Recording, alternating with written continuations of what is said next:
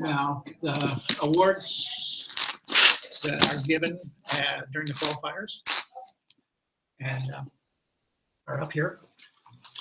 The Think Award is based entirely on the engineering notebook. If you don't have a good engineering notebook, you will not score high here. And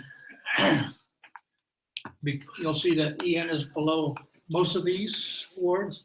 That means engineering notebook is required for those awards. If you don't have an engineering notebook, and we've had teams that have not submitted engineering notebooks, they have lost the ability to win any of those awards. Try and on your engineering notebook,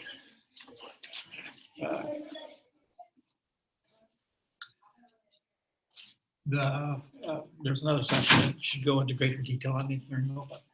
The one thing that you can do right from the start on the engineering notebook is have your name and team number on the outside of your notebook. We've had a number of teams that did not do that. If you don't do that, your notebook's disqualified. It will not be considered. Again, you just lost a chance of winning any of the awards that require an engineering notebook. So I can't stress how it is to do one simple thing to make sure that engineering notebook is in the running for consideration. The other thing about it is you can be fancy with the engineering notebooks. Again, you're trying to impress the judges, but think about what it is that you're doing. I had one team I judged at Super Regionals this last year. And I had one team that submitted their engineering notebook. They had engraved, they had a plastic cover on it, they had engraved their name and number on it, except it was unreadable except in certain light, which made it difficult for the team because the fluorescent lights, the way they had the fluorescent lights coming down, you could not see that name and number on the engineering notebook unless you tilted it at the right angle. So you can be fancy, just consider what it is you're doing and test it out, because you will be surprised at how things change.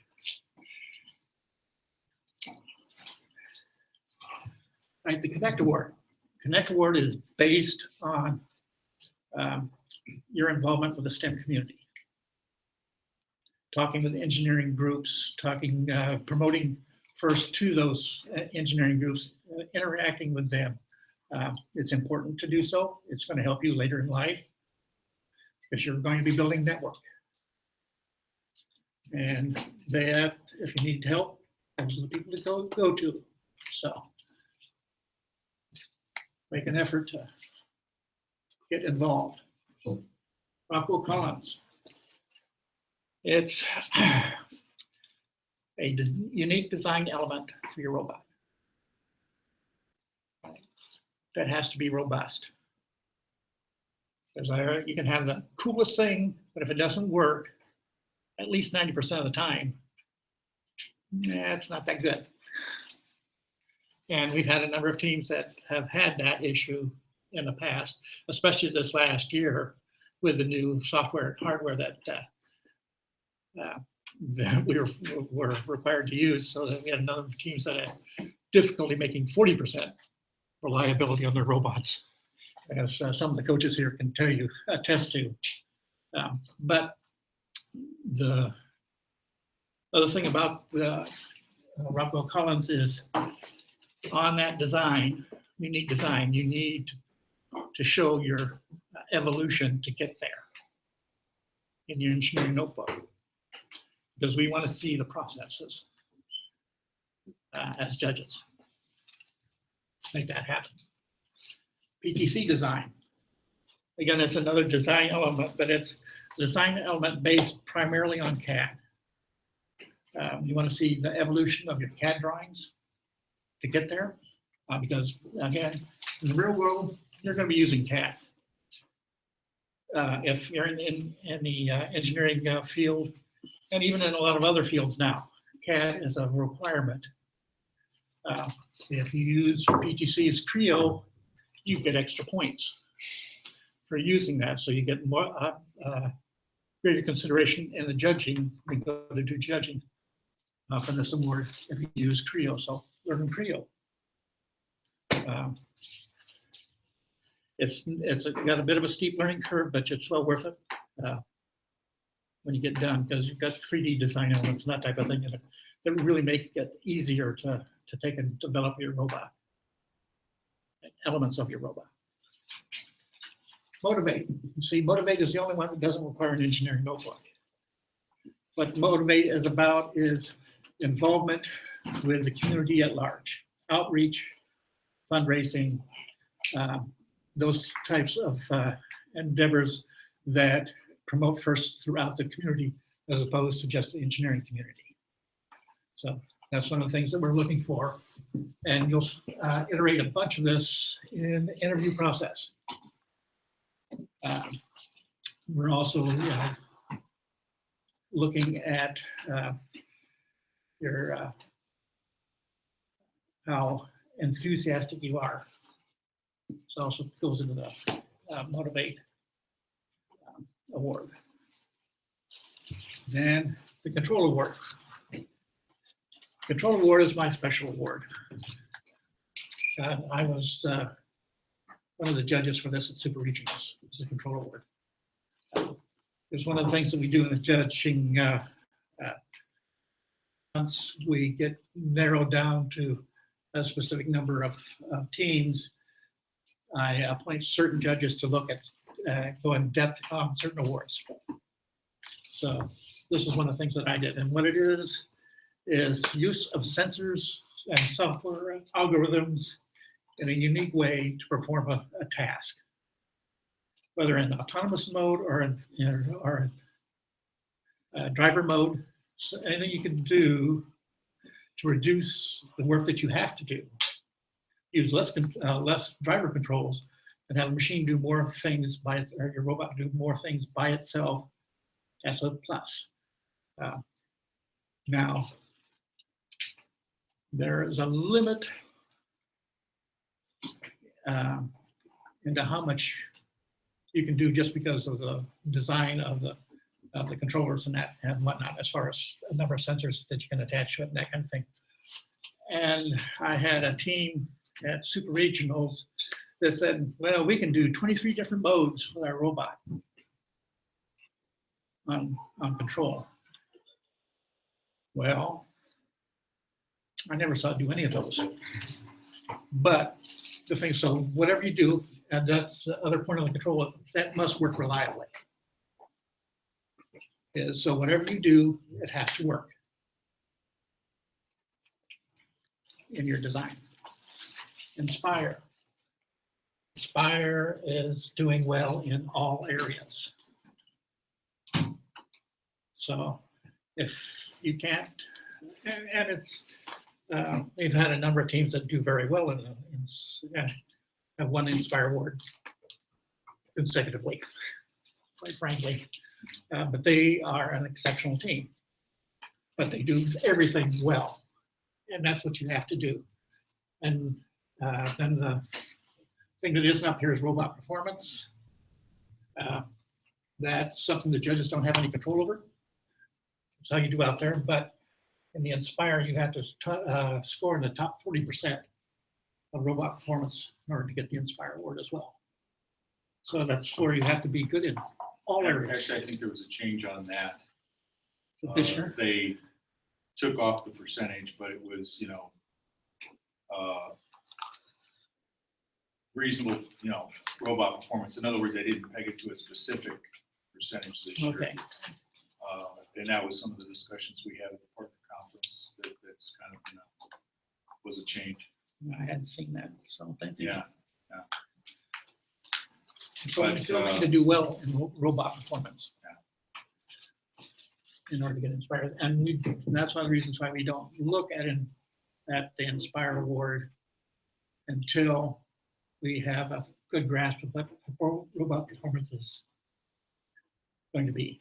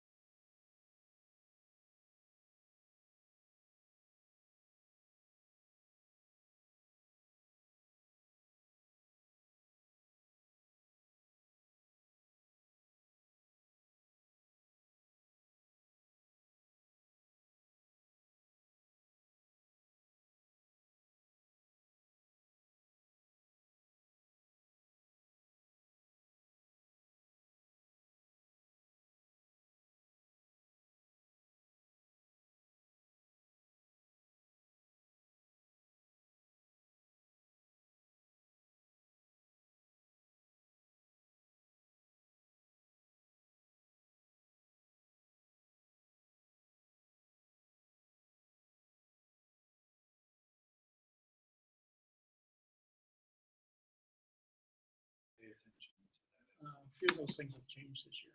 Yeah. But primarily the format has stayed fairly consistent. One of the things on this engineering notebook is a requirement to have tabs. You want to tab these guys because those ones are the ones that judges are going to want to look at. You must take and tab those at the very least. Oh, the pages that deal with those particular words. Yes, with those awards, because you can make it easier for the judge.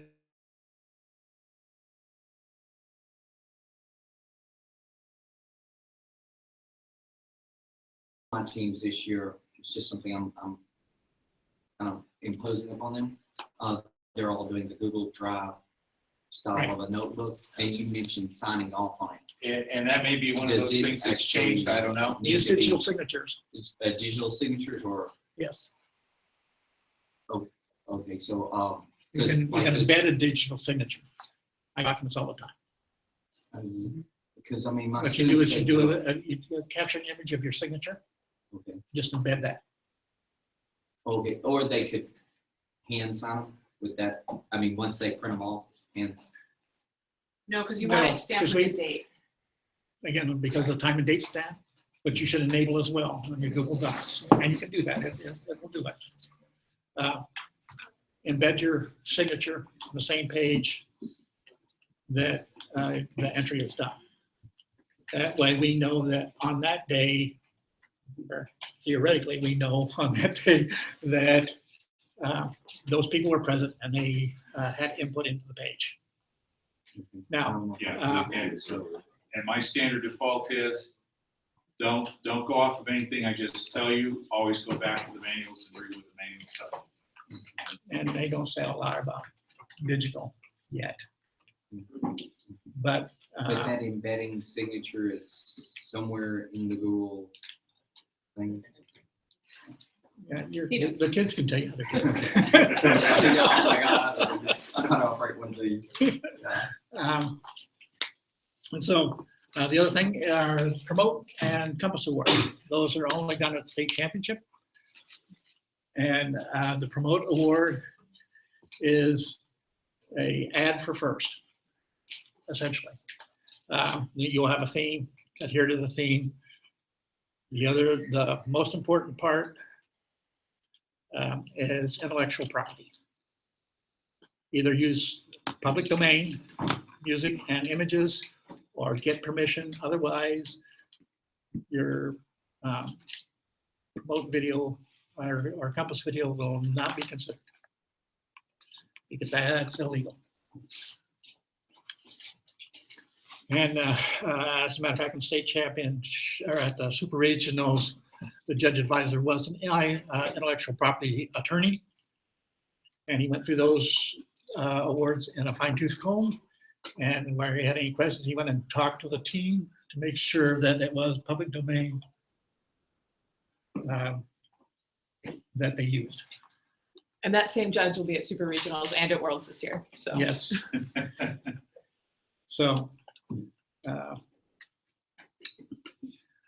that's pretty much it. Are any more questions?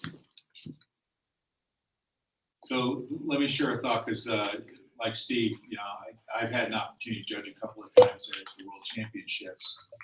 And it is all about how you come across as a team. If you walk into the interview and I'm the nuclear wolves from wherever, and this is my robot. Or, hey, I'm Dave, I'm the captain of the team, this is the rest of my team, I'll let them introduce themselves, and this is our awesome robot, and the robot's name is, you present yourself. And the other thing that I'll tell you, don't be humble, don't be shy. Schrodinger's hat, as much as I love them, I could not, I had the hardest time getting them to talk about themselves. Yep. And to share their stories. I literally had to kick them about 3 or 4 times before they got the message and got the idea. So don't hesitate to share with the judges. They want to hear what you have to say. They want to hear what you've done, good, bad, and ugly. Because sometimes the ugly stuff, when you take it and turn it around into a success, is the inspiring stories. And that's some of the things that the judges are looking for. So pay attention to that. Be rehearsed. Be ready to go. If you come in and stumble around and it's not well oiled, well rehearsed, that's a differential. Another question that we always get asked is, well, what is the key to success? What is the difference between team A and team B? And I got to tell you, it's a very difficult thing in the judging world because a lot of what the judges do to a certain degree is subjective. It's all perception. It's all perception. And both of these two teams may have gone out and just knocked the socks off of the world, but there's just something about this team over here that seemed to catch the attention of the judges just a little bit more, either in how they presented it or what they did, or the fact that they did something that was maybe a little bit more unique than this team over here. Not a lot different, but just the subtle differences. So do the best you can. Put your effort into it. Come across with a great presence, and that'll do you well across the board. And then pay attention to what the rules say. Pay attention to what the descriptions of the awards say. Because the one thing that the judge advisors at Worlds always tell us is, read the description of the award before you judge a team against that award. Make sure your criteria is based on what that statement, that award statement is. Exactly. I'll chime in too, just because. Discuss. I'm Becca for folks that I haven't met, and I coordinate the program down in Juneau. And I, in addition to having been in judging at Worlds and Super Regionals, have also judged at a lot of qualifiers. And that's where I think you get that sort of real gauge on what most folks are doing. And the biggest thing that you can do for judging is what Dave talked about with preparing. You think about how many times you run your robot and you don't want to show up to a competition where the robot hasn't run on the field. Judging requires that same amount of preparation, and you don't want to just think through what you're going to say. You don't want to just write down what you're going to want to say. You want to practice it. You want to practice it in front of people. You want to get feedback from adults, from people from the business world. Videotape yourselves, watch it back. It is such a valuable life skill to be able to have those public speaking skills. Yeah, you'd be just surprised how honed many in. things go on in the background. And just the basic things of body language and a solid tone of voice, not using and like, and knowing who's going to share about what, having even participation from all team members. They're all things that you can prepare for, and you want to put not just as much thought, but really a lot of time should go into this aspect of the program. And I would venture to say, when you go into engineering, that most of the careers, this is just as valuable a skill as what you're learning working on robots. And I get to tag Linda. Linda McCubbin's here from GCI, and we just met yesterday, so she's just getting introduced to FIRST. Yeah, But I'm betting you would concur with the importance of those speaking skills. yeah. In fact, in the we have a supervisory skills series that our training department does for people who are employees who are being promoted into supervisory positions, and how to speak, how to run a meeting, how to write an agenda, how to do a presentation are all part of what they learn in that series. And not to, kind of struggle with that a little bit more than the marketing and sales folks. So, so take advantage of this opportunity. And everybody gets nervous speaking in front of people. So that's just a given. Everyone else is just as nervous as you are. As judges, we will be nervous on your behalf as well. So we want you to do a good job. We're not trying to pick everything apart. We are rooting for all of you. We want all of you to do a good job. So Yeah, I've watched these two guys listen and just, talk about judges rooting for teams, for all the teams. It's emotional in the judging room because of how much the judges actually care and want to see the teams do well. And one of the other things that I will tell you is that it becomes very obvious to the judges which teams are focused purely on robot performance and which teams are focused on the entire program. Yes. It gets to be really obvious really quick. So Linda, did Becca warn you about me? I didn't. I gave her no warning whatsoever about you. You did. I'm sorry, Linda. Wow, okay. Okay. So just so you get the Reader's Digest history on this, I was here with the first team 16 years ago. I've been pushing this noodle around for that long. But what I want to throw out to you is a question. A statement I made earlier this morning, I don't know if you were here for that, was that one of the constructs of this program is that it puts you in a situation where you have to learn how to solve a complex problem, 2 minutes ago. an engineering problem, among other things. Sorry, we talked. That you have to learn how to work together as a No team, problem. and you have to learn how to communicate. And everybody in industry that I've asked to this point has told me without a doubt, Sure. those are the 3 critical skills, that if there's a technical skill that a particular company needs, they'll help